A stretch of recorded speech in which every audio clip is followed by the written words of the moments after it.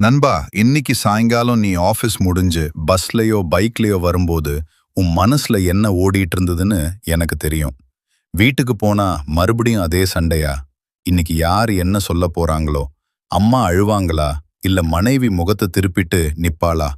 இந்த பயத்தோட தானே நீ ஒவ்வொரு நாளும் வீட்டுக்குள்ள நுழையிற.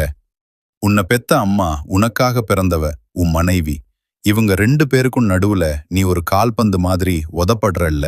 நீ ஒரு நல்ல மகனா இருக்க நினைச்சா பெண்டாட்டி தாசன்னு உன் அம்மா அழறாங்க.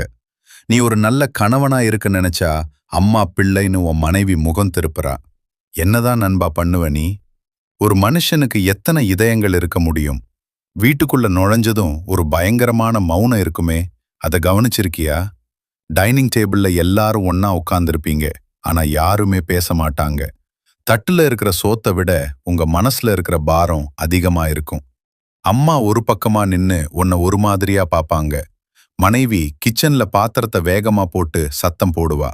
இது சும்மா சத்தம் இல்ல நண்பா, இது உன்னோட அமைதியை கிழிக்கிற கத்தி. நீ அம்மாவை கொஞ்சம் கொஞ்சினா இவருக்கு அம்மாதான் முக்கியம்னு உன் மனைவி ரூமுக்குள்ள போய் கதவை சாத்திக்கிறா.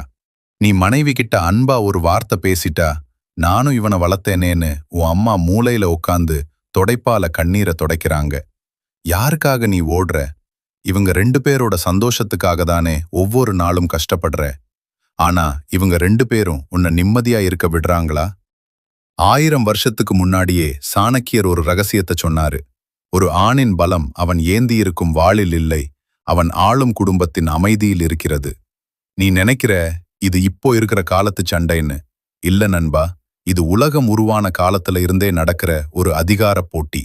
ஆனா இதை கையாள தெரியாததுனாலதான் இன்னைக்கு பல ஆண்கள் தற்கொலை வரைக்கும் போறாங்க, இல்லனா குடிக்கு அடிமையாகறாங்க. சாணக்கியர் அன்னைக்கே சொன்னாரு, நண்பா, நீ ஒரு கசாப்பு கடைக்கு நடுவுல மாட்டிக்கிட்ட ஆடு இல்ல, நீ அந்த வீட்டுக்கு ராஜா. ஆனா ராஜதந்திரம் தெரியாத ராஜாவா இருக்கிறதுனாலதான் உன் கோட்டை இன்னைக்கு போர்க்களமா இருக்கு. சாணக்கியர் சொல்ற இந்த 10 ரகசியங்களை கேளு. இது வெறும் அட்வைஸ் இல்ல, உன் வீட்ல மறுபடியும் சிரிப்பு சத்தத்தை கொண்டு வர போற மருந்து ரகசியம் ஒன்று. அம்மா உன்கிட்ட வந்து உன் மனைவிய பத்தி எதையாவது தப்பா சொன்னா அதை கேட்டுக்கோ. ஆனா அதை அப்படியே கொண்டு போய் உன் மனைவி கிட்ட வாந்தி எடுக்காதே. அதே மாதிரி மனைவி சொல்ற புகார அம்மா கிட்ட சொல்லாதே. நீ ஒரு சுவராயிரு. அவங்க வீசுற கல்லு உன் மேல பட்டு அங்கேயே விழணும். ஒரு பக்கம் இருக்கிற நெருப்ப இன்னொரு பக்கம் கொண்டு போற தீக்குச்சியா நீ இருக்காத நண்பா. ரகசியம் 2. உன் மனைவி தப்பு பண்ணினா உன் அம்மா முன்னாடி வச்சு அவளை திட்டாதே. ஏன்னா உன் அம்மா முன்னாடி நீ அவளை மட்டம் தட்டும்போது அவளுக்கு உன் அம்மா ஒரு எதிரியா தெரிவாங்க. அதே மாதிரி உன் அம்மா தப்பு பண்ணினா உன் மனைவி முன்னாடி சத்தம் போடாதே. தனிமையில போய் அவங்க கையை பிடிச்சு பேசு. ரகசியம் 3.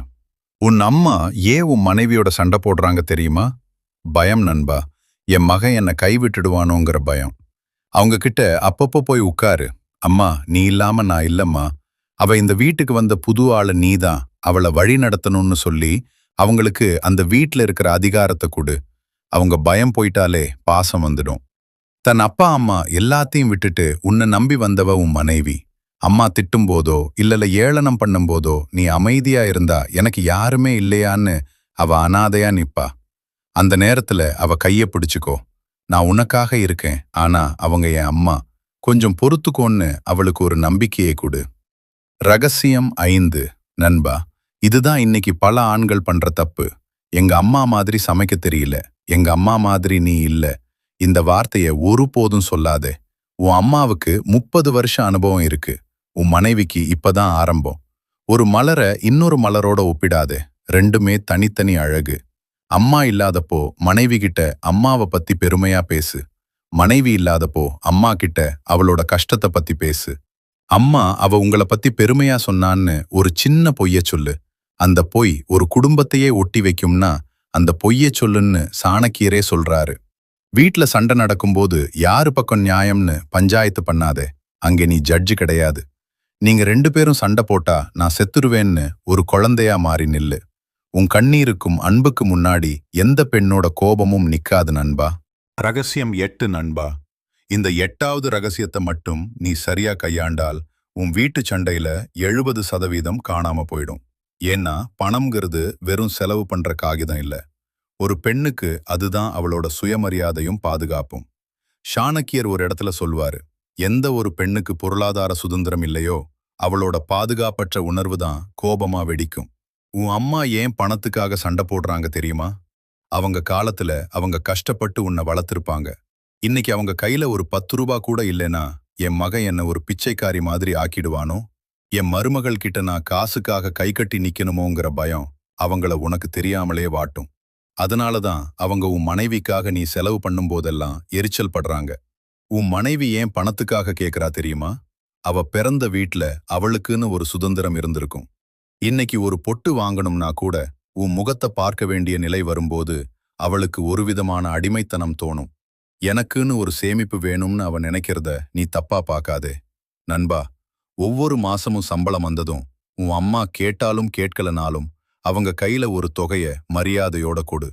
அம்மா, இது உன் செலவுக்கு, நீ யார்கிட்டையும் கேட்கக்கூடாதுன்னு சொல்லி கௌரவப்படுத்து.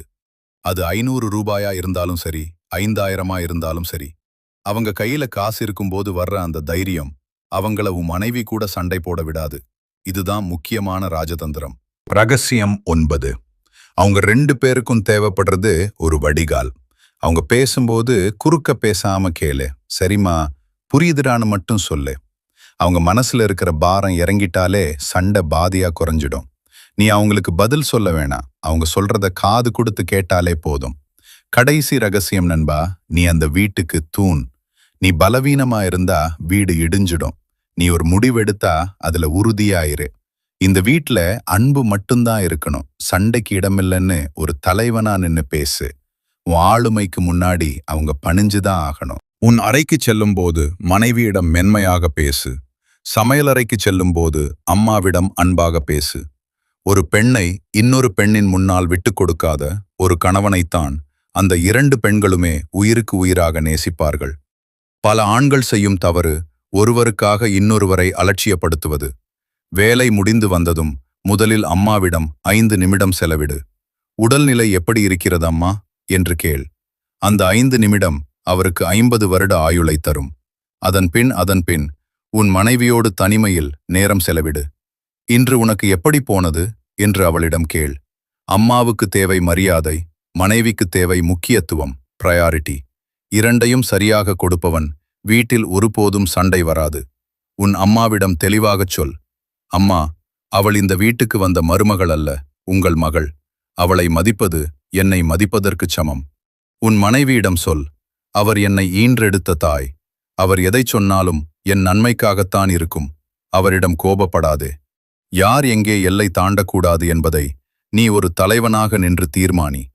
உன் வீட்டின் சட்டதிட்டம் மரியாதை என்பதாக மட்டுமே இருக்கட்டும். ஒரு பெண் எப்போது சண்டையிடுகிறாள் என்றால் அவள் அங்கீகரிக்கப்படாத போதுதான். உன் அம்மாவுக்கு இந்த வீட்டில் இன்னும் அதிகாரம் இருக்கிறது என்பதை அவருக்கு உணர்த்து. அதேபோல் உன் மனைவிக்கு இந்த வீட்டில் சுதந்திரம் இருக்கிறது என்பதை உறுதிப்படுத்து. சிறு சிறு முடிவுகளை அம்மாவை கேட்டு எடு. வீட்டு அலங்காரம் அல்லது சமையல் போன்ற விஷயங்களில் மனைவிக்கு முழு உரிமை. இந்த கதை உன் வாழ்க்கையை மாத்தும்னு நான் நம்புறேன். உன் வீட்ல நடக்கிற மாற்றத்தை என்கிட்ட வந்து சொல்லு. நான் உனக்காக காத்துட்டு இருப்பேன். உன் குடும்பம் உன் சொர்க்கம். வாழ்க வளமுடன். நன்றி. மறக்காம நம்ம மேனிஃபெஸ்ட் K5C சேனலுக்கு சப்ஸ்கிரைப் பண்ணிடு நண்பா. உன்னோட இந்த நண்பன் எப்பவும் உனக்காக இருப்பான். வணக்கம்.